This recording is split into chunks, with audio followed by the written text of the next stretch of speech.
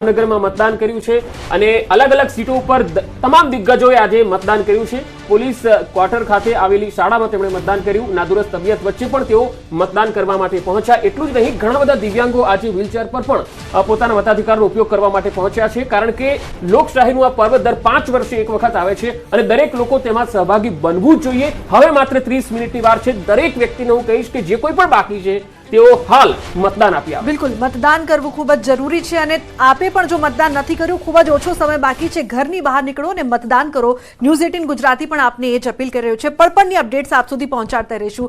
હાલ રોકાઈશું એક બ્રેક માટે।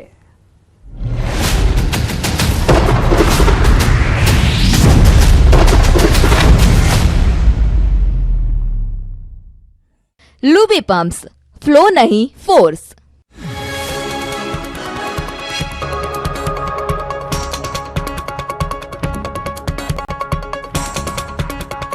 लूबी पंप्स, फ्लो नहीं फोर्स।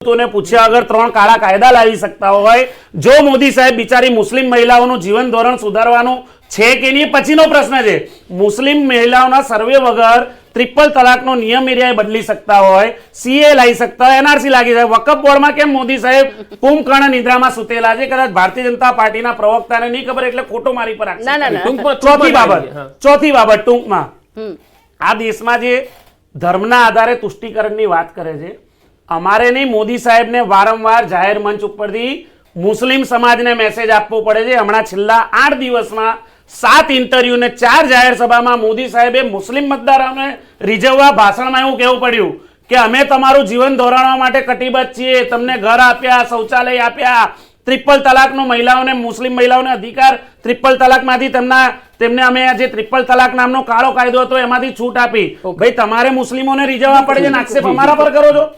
કરું ભાઈ શ્રીએ તો બી ક્લિયર વફકફોડ વાળી વાત ઉપર ક્લિયર ન થયા। એમણે ઉલટું હમણાં કહું છું અમારી ઉપર આક્ષેપ આવે। એક મિનિટ હું તમને વાત કરું છું વકફ બોર્ડ જતા દીપક મારી સાથે જોડાયા છે। દીપક, નર્મદામાં કેવી સ્થિતિ છે? મતદારોમાં કેટલો ઉત્સાહ છે? હવે 1 કલાક જ બાકી છે।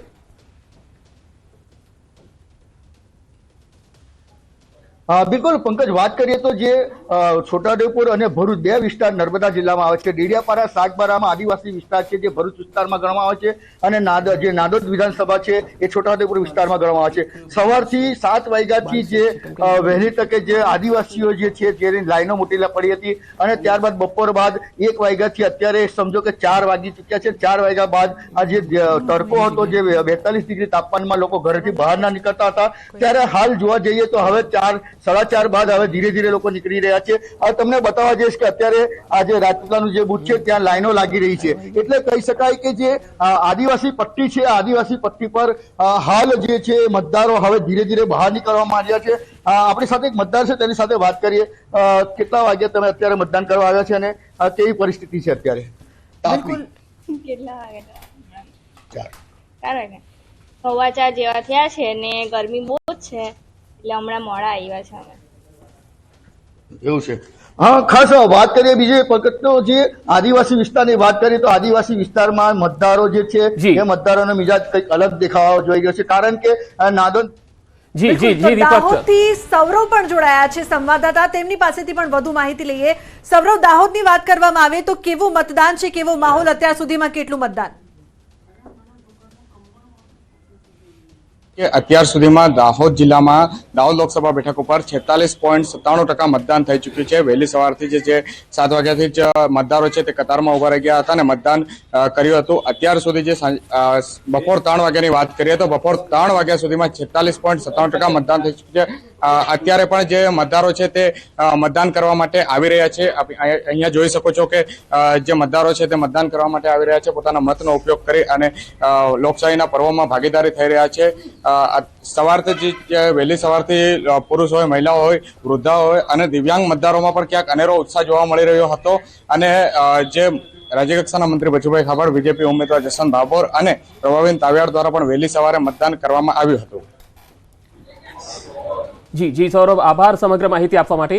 તો હાલ જે મતદાન ચાલી રહ્યું છે 1 કલાકનો સમય બાકી છે. આદિવાસી વિસ્તારમાં ભારે ઉત્સાહ દેખાઈ રહ્યો છે, પરંતુ તેની કમ્પેરમાં તમે અમદાવાદની અંદર જુઓ તો સિટીમાં બહુ ઓછો ઉત્સાહ દેખાઈ રહ્યો છે. મતદાન થોડી ટકાવારી છે એ ઓછી દેખાઈ રહી છે.